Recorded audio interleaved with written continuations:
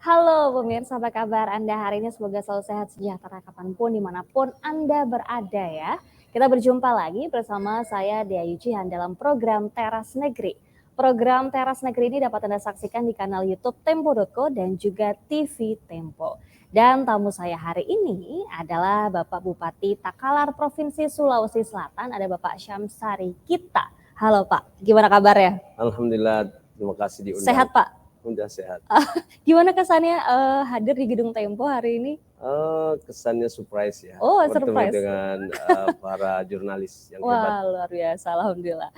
Baik, dan tapi nanti kita akan ngobrol-ngobrol lebih jauh, Pak. Namun sebelum saya mulai obrolannya dengan Bapak Syam ini, saya akan terlebih dahulu membacakan profil singkat dari Bapak Bupati Takalar Syamsari Kita. Bapak Syamsari Kita ini lahir di Desa Campagaya ya, Pak. Oke. Kelurahan Galesong, Kabupaten Takalar pada Kecamatan Kecamatan Galesong. Utara. Baik. Kabupaten Takalar pada 24 September 1974. Syamsari Kita adalah seorang lulusan program studi peternakan Institut Pertanian Bogor. Kemudian pada saat menjadi mahasiswa, Syamsari ini tercatat menjadi Ketua Senat Fakultas Peternakan IPB periode 1996-1997 serta pengurus Ikatan Senat Mahasiswa Peternakan Indonesia atau ISMAPETI tahun 1995 hingga 1997. Nah, Syamsari Kita ini terjun ke dunia politik di usia yang relatif muda ya, 24 tahun. Kemudian di tahun 1998-nya, Bapak Syamsari bergabung ke Partai Keadilan yang baru dibentuk dengan posisi sebagai Ketua Dewan Pengurus Daerah Kabupaten Takalar. Syamsari Kita ini menjabat sebagai Bupati Takalar sejak 2017 dan akan segera mengakhiri masa jabatannya pada tahun ini di 2022.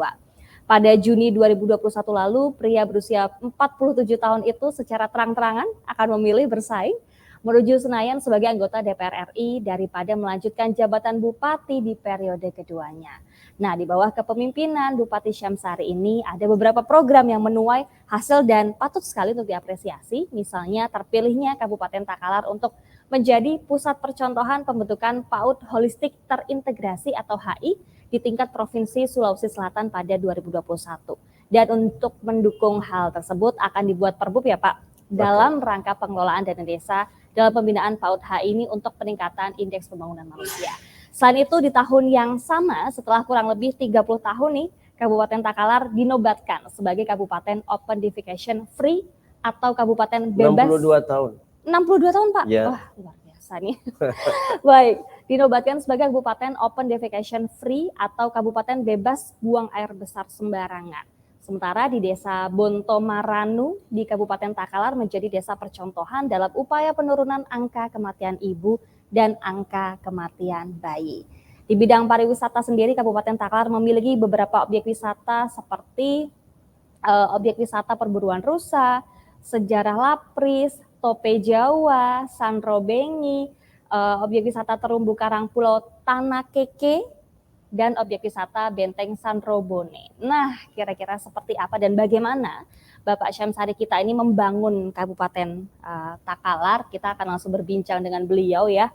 Pak Syam, boleh dong cerita ya dari 2017 pertama kali menjabat sampai 2022 ini. Mungkin apa saja program-program yang sudah berjalan, terus kemudian akhirnya progres baiknya bisa dirasakan langsung oleh masyarakat. Kira-kira apa saja Pak? Jadi terima kasih ya pertama kali saya ucapkan atas undangannya. Dan 4 tahun ya lebih saya menjadi Bupati Takalar telah mendorong untuk percepatan pada pembangunan manusia melalui jalur pendidikan dan kesehatan serta peningkatan ekonomi masyarakat saya. Nah, yang tadi Anda sebutkan itu seperti PAUD HI, ODF, kemudian Kabupaten Sehat. Kabupaten Sehat pada strata paling tinggi. Itu dalam rangka mendorong pada hak dasar di bidang kesehatan. Kemudian kita mendapatkan data bahwa lama sekolah rata-rata masyarakat kami itu 7,91. Artinya rata-rata lama sekolahnya itu kelas 2 kelas 2 ya, sekolah dasar ya, Pak? Kelas 2 SMP ya. Oh, SMP, baik. SMP. Tapi kalau Anda lihat data secara nasional, itu rata-rata lama sekolah orang Indonesia 8 tahun kok. Ya. Jadi kita tidak boleh menyerah di situ. Kenapa? Karena pendidikan itu membentuk kognitif, ya, bagaimana menganalisis sesuatu dan pada ujungnya nanti akan mendorong inovasi. Jadi masyarakat sehat, masyarakat terdidik, dan yang ketiga itu mendorong ekonomi berbasis industri, yang paling mudah itu industri rumah tangga. Baik. Nah itulah yang konsen saya lakukan. Menjadi fokus utama. Tentu ada yang lain ya, misalnya infrastruktur jalan itu kan menjadi pendukung pelengkap pendukung, gitu ya Pak. Ya. Tapi intinya adalah membangun manusianya. Tapi kenapa sih Pak kemudian Bapak berfokus untuk membangun itu ya tadi, berfokus pada manusianya, melengkapi hak-hak dasar mereka? Ya, karena masyarakat yang sehat dan cerdas itu prasyarat untuk menjadi produktif. Baik. Dan waktu dia menjadi masyarakat produktif, kita bisa sampai kepada level kabupaten yang bisa mandiri, menjadi mandiri dalam aspek keuangan. Tapi kalau masyarakat saya sakit-sakitan dan kurang inovatif, ya itu daerah akan kembang kempis lah ya dari segi pendapatan asli daerah. Baik, jadi artinya membangun masyarakat untuk menjadi mandiri terlebih dahulu nanti untuk bisa mencapai kemandirian ekonomi juga gitu ya Pak. Betul. Kalau masyarakat kita ini mengalami kemandirian ekonomi, maka ada prospek bagi kabupaten untuk mendapatkan tambahan penghasilan dari masyarakat yang produktif itu. Baik. Pak tadi sudah disinggung juga soal ini Pak, ini ya pengembangan ekonomi. Nah, saya mau tanya soal bagaimana Kabupaten Takalar ini mengembangkan UMKM. Nah itu kira-kira mungkin ada komoditas-komoditas unggulan dari Takalar sendiri itu apa saja? Ya, sementara ini kita kan banyak memproduksi raw material ya. Raw material ya. Untuk? Misalnya Takalar pernah menjadi lumbung sapi. Maka saya mendorong di Renstra, program strategis itu 1 sapi 1 kakak. 1 sapi 1 kakak. Baik. Dan itu udah berjalan 1 sapi 1 kakak. Nah, tapi ini kan basicnya itu petani. Kalau kita mau dorong kepada tumbuhnya UMKM berbasis pada rumah tangga, maka kita tidak hanya bangga dengan 1 sapi 1 kakak, tapi apa produk turunan setelah ada 1 sapi 1 kakak? Misalnya pengolahan limbahnya menjadi pupuk cair. Itu yang saya harapkan begitu.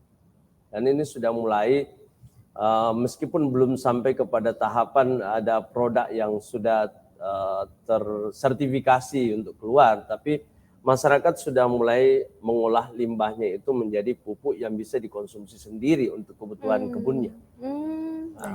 Itu kan fase menuju proses menuju kepada terbentuknya industri rumah tangga. Betul. Misalnya di hasil laut yang banyak, misalnya rumput laut. Ini kan salah satu komoditas tapi masih raw material yang dijual ke kawasan industri Makassar. Baik. Atau bayar dari mana di sekitar Makassar. Nah, kita jangan hanya puas bahwa itu sudah terjual, tapi bisa enggak itu bisa menjadi es krim rumput laut. Baik. Menambah value-nya gitu ya Pak ya. Edit value-nya itu harus dibangun. Tapi kalau kita mau membangun industri besar, itu kan banyak prasyarat. Karena itu yang bisa dijangkau dengan cepat adalah industri rumah tangga, ya UMKM-nya dibangun.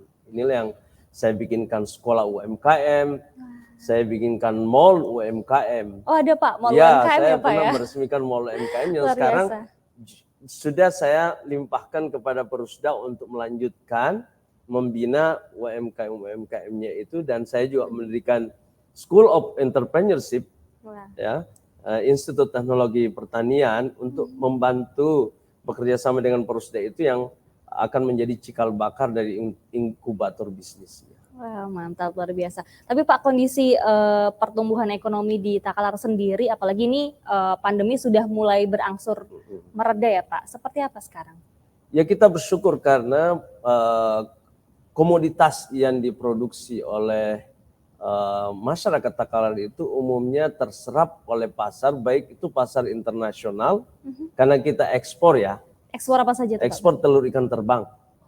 Yang makanan di orang Jepang ditaruh ya. Oh, baik, yang kuning-kuning Iya kecil-kecil. benar, ya? itu dari kami tuh. Oh, luar biasa. Terus rumput laut yang sekarang harganya mencapai 40.000 per kilo kering ya. Kemudian jagungnya dibeli oleh industri pakan. Ya kalau beras kan udah pasti karena itu menjadi bahan pangan pokok bagi masyarakat. Jadi alhamdulillah melalui mekanisme pasar masyarakat Takalar itu alhamdulillah relatif mereka bisa eksis lah. Wah, alhamdulillah ya Pak sejauh ini. Nah, kalau Takalar sendiri tuh secara geografis berarti ada potensi laut, ada lautnya? Ada lautnya. Ada dataran tinggi Pak. Tadi ya. Pertanian itu? Iya. Oh, lengkap ya Pak ya? Lengkap. Oh. Yang tidak ada tambang, misalnya tambang mineral itu nggak ada. Tapi artinya potensi-potensi apa lagi sih yang bisa dioptimalkan oleh Pemkab sendiri? Kalau kita berpikir intensifikasi, berpikir pada apa yang sekarang menjadi produk utama, lalu kita dorong ya transformasi inovatif, ya misalnya cara kerja manual menjadi otomatisasi, proses yang sifatnya raw material berubah menjadi tadi industri rumah tangga, berarti strategi industrialisasinya kita bangun, maka menurut saya akan terjadi loncatan. Tapi transformasi inovatif menuju manual ke otomatisasi dari low quality of sumber daya manusianya menjadi high quality, itu membutuhkan waktu. Nah, seperti tadi yang Anda lihat nanti di statistik, rata-rata lama sekolah 7,91. Kalau kita ingin ubah menjadi lebih tinggi, setara dengan 12 tahun, kan ada butuh waktu. Butuh proses ya butuh Pak proses. Ya? Proses butuh waktu. Ya, butuh waktu. Itu baru pada pembentukan kognitif. Belum sampai kepada orang menjadi inovatif atau tidak inovatif. Iya. Ya enggak? Betul. Nah, oleh karena itu, walaupun alhamdulillah ya, pembangunan infrastruktur jalan itu bisa mencapai 200 km ya. Nah, selama saya dan sesuai dengan program strategis membangun rumah sakit internasional itu sudah jalan, yang kami bangun di perbatasan Takalar, Goa, dan Makassar. Tetapi yang lebih sulit bagi saya itu adalah bagaimana mempercepat peningkatan kualitas sumber daya manusia. Nah, karena kalau infrastruktur kan gampang. Yeah. Saya tinggal hire konsultan, cari uangnya, bangun, udah selesai. Tapi kalau manusianya itu butuh proses, butuh waktu. Dan itu lebih sulit daripada membangun infrastruktur. Baik. Ya. Mudah-mudahan semua programnya lancar Pak ya. Baik, kita beralih ke ini Pak, soal kesehatan tadi sudah disinggung di awal soal penurunan angka kematian ibu dan kematian bayi. Kemudian ada juga program Ayah Siaga atau bahasa daerahnya Teta Siaga. Local wisdom ya, Teta Siaga. Baik, itu kira-kira penjelasan konsep programnya seperti apa dan sejauh ini sudah berjalan progresnya bagaimana dan tanggapan masyarakat seperti apa Pak? Ya, jadi banyak inovasi yang kita buat untuk peningkatan kualitas sumber daya manusianya, terutama pada sektor kesehatan ini. Kenapa inovasi itu berkembang? Karena kekurangan sumber daya, misalnya keuangan, sehingga kita betul-betul berharap bahwa semua punya ide untuk mengembangkan budaya atau sistem atau model yang membuat masyarakat itu bisa mengikuti tanpa harus membutuhkan anggaran yang besar dan juga menarik stakeholder. Nah, sebelum ada Teta Siaga itu sudah sampai pada top 40 ya, top 40 di Kementerian Pan RB. Takalar itu masuk 2 inovasi. Apa saja? Satu Papa Sehat. Papa Sehat beda dengan Teta Siaga ya tadi? Itu Papa Sehat di tingkat siswa. Jadi setiap hari siswa itu secara mandiri mengevaluasi perilaku hidup bersih dan sehat di kelas. Jadi misalnya Anda ketua kelas nih, dinobatkan hari ini untuk menjadi jenderal sehat namanya. Anda absen setiap siswa. Kamu sikat gigi enggak hari ini? Kamu mandi enggak hari ini? Kamu pakai shampoo enggak hari ini? Nah, itu secara mandiri mereka mengevaluasi satu kelas. Itu pernah menjadi top 40 inovasi di Indonesia. Asik. Nah, ada juga top 99, namanya Buah Sabar. Buah Sabar. Pembuangan limbah sederhana. Jadi kalau di kota Jakarta mana bisa Anda bikin pembuangan limbah dari bambu, ya kan? Pasti Anda alirkan ke drainasenya pakai misalnya beton yang sudah dicetak. Kalau di kampung kan nggak ada begitu ya. Jadi caranya karena tidak ada irigasi yang terkonek satu dengan yang lain ke pembuangan limbah, maka mereka membuat pembuangan limbah belakang rumah tertutup menggunakan sumber daya lokal yang ada. Kayu, bambu, itu top 99. Nah ini ada lagi namanya Teta Siaga. Karena kita mendapati ada banyak kematian ibu dan anak ya. Kematian ibu dan anak. Jadi kita bikin sekolah Bu Hamil. Sekolah untuk ibu hamil. Tapi ibu hamilnya itu syaratnya ikut sekolah harus didampingi sama suami. Jadi edukasinya itu harus dihadiri oleh suami. Tidak hanya ibunya saja. Tidak hanya ibunya dan suaminya diajari untuk merasakan bagaimana ibu itu yang hamil merasakan perjuangan. Iya, betul. Jadi bapaknya itu digantungin juga beban 2 kilo untuk merasakan selama setengah jam sampai 1 jam supaya dia tahu ada empati dan tumbuh. Istri saya 9 bulan loh mengandung kan, kalau saya setengah jam atau 1 jam. Itu tujuannya untuk supaya mereka itu lebih peduli pada istri, ya kan, dan bersiap siaga. Dia menjadi suami yang siap siaga. Anytime istrinya membutuhkan bantuan, bukan hanya bantuan angkat-angkat barang, tetapi mengingatkan istrinya, mungkin kamu kekurangan protein ini saya ambilkan kelor ya, saya masakin. Dan saya udah bikin di seluruh desa itu tanam kelor. Dan ini masuk ke rumahnya, jadi satu rumah satu pohon kelor. Satu rumah satu pohon kelor ya, sebagai sumber protein. Luar biasa. Bapak pernah mendengar kalau dari masyarakat sendiri seperti apa sih Pak responsnya terhadap program-program ini? Kalau ini kan menyangkut hidup dan mati ya. Jadi mereka alhamdulillah partisipasinya tinggi. Wah. Ya, karena baik siapa sih yang suaminya mau melihat sang kekasih itu pada akhirnya wafat karena mengandung dan melahirkan anaknya. Saya rasa itu panggilan manusia. Sebagai perasaan sebagai bapak, sebagai manusia yang harus melindungi. Luar biasa. Jadi itu Teta Siaga Pak. Iya, jadi Teta Siaga itu perlu diapresiasi karena itu memang muncul dan menyentuh hati nurani bapak-bapak. Jadi Teta itu artinya ayah atau bapak ya? Ayah. Ya. Baik. Itu tadi soal kesehatan, kita sekarang beralih ke pariwisata nih Pak. Ya.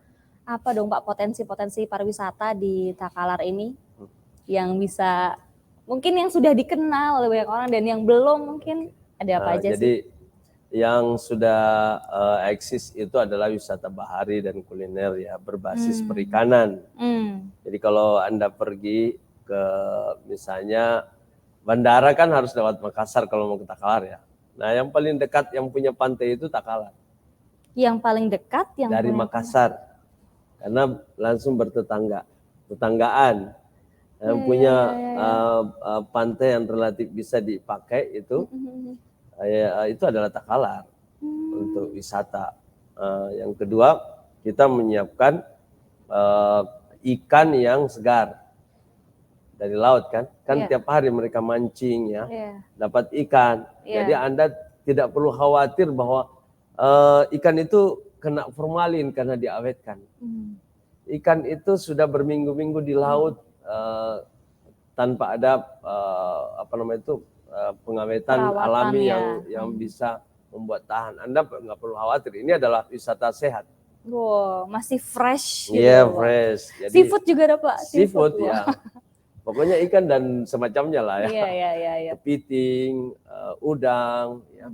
Itu Anda bisa dapatkan dengan mudah di Takalar dengan harga yang ya relatif sangat murah jika Anda bandingkan dengan Jakarta. Baik. Ya. Itu tadi pantai, terus kemudian kuliner seafood, terus apa lagi tuh Pak? Nah, sekarang kita kembangkan ke arah gunung, ya. Makanya ada wisata berburu rusa. Berburu rusa itu beneran kita bisa berburu rusa? Iya. Bahkan ada penangkaran. Itu kan kerjasama dengan Kementerian Kehutanan ya, membina masyarakat sekitar lokasi itu, destinasi itu untuk penangkaran rusa. Jadi tapi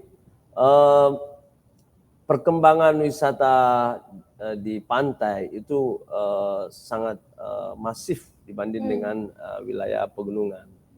Jadi orang-orang Makassar seperti Anda kenal itu kebanyakan liburan di pantai, makanannya ikan. Wah, ya kan, cocok. Jadi kebanyakan yang berkembang di pantai. Termasuk di saat pandemi sudah mulai reda ini juga ada peningkatan angka wisatawan, Pak? Iya, peningkatan angka wisatawan. Baik. Nah Pak, sekarang kita sudah sampai di penghujung diskusi nih Pak. Iya. Sebelum saya tutup, saya akan mempersilakan Bapak Syamsari kita nih untuk memberikan pernyataan penutup atau mungkin harapan-harapan yang akan disampaikan kepada seluruh masyarakat Kabupaten Takalar ke depannya seperti apa. Silakan. Iya, jadi dalam waktu 4 tahun saya telah mewariskan sebuah upaya untuk membentuk sistem atau model yang bisa menjadi standar. Jadi semua penghargaan yang tadi kita persembahkan, misalnya Kabupaten ODF yang baru diraih setelah 60 tahun Takalar berdiri, itu akan menjadi standar. Standar bahwa pemerintahan selanjutnya itu tidak boleh di bawah. Di bawah itu. Inovasi Tirta Siaga harus dilanjutkan. Karena itu panggilan hati nurani sebuah keluarga. Dan itu akan menjadi standar. Jadi saya telah mewariskan sistem termasuk dalam pemerintahan 62 tahun tidak pernah WTP. Di zaman saya ini baru WTP. Dan itu menjadi standar minimal yang harus mereka pertahankan. Jadi itulah cara saya untuk membuat perubahan dan untuk menjamin bahwa ada sustainability, keberlanjutan setelah saya. Walaupun misalnya saya ditakdirkan hanya 1 kali di periode ini dan ingin lanjut ke Jakarta, tapi pemerintahan atau pelanjut saya akan mendapati suatu target minimal yang tidak boleh Anda di bawahnya itu. Anda harus di atas. Amin. Harus mendapatkan pencapaian lebih tinggi. Mudah-mudahan. Baik, terima kasih Pak atas warisan yang baik itu ya Pak ya. Terima kasih juga atas pernyataan penutupnya. Yang pasti pemirsa, sekian program Teras Negeri hari ini bersama dengan Bapak Bupati Takalar, Bapak Syamsari kita. Teras Negeri akan segera kembali berbincang dengan sejumlah kepala daerah yang banyak memberikan inspirasi untuk kemajuan negeri. Akhir kata saya, Deojian beserta seluruh kerabat yang bertugas, pamit undur diri, sampai jumpa di episode selanjutnya.